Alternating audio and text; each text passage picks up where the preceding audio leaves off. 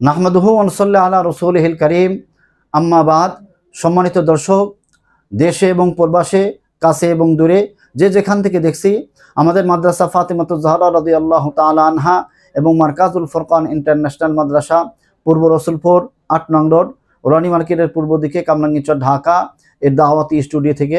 সম্মানিত দর্শক, অনেকেই জানতে চেয়েছেন যে নামাজ পড়া অবস্থায় সামনের কাতার খালি থাকলে পূর্ণ করার হুকুম কি? এক্ষেত্রে মুক্তাদি হেঁটে হেঁটে সামনে অগ্রসর হতে পারবে কিনা? আসলে হাদিস শরীফে কাতার পূর্ণ করার প্রতি একটা গুরুত্ব প্রদান করা হয়েছে। তাই নামাজের নিয়াতে হাত বাঁধার পর যদি ডানে বামে বা সামনে খালি জায়গা থাকে, দৃষ্টিগোচর হয়, তাহলে মুসল্লি 1 কদম 2 কদম অগ্রসর হয়ে তা পূর্ণ করবে।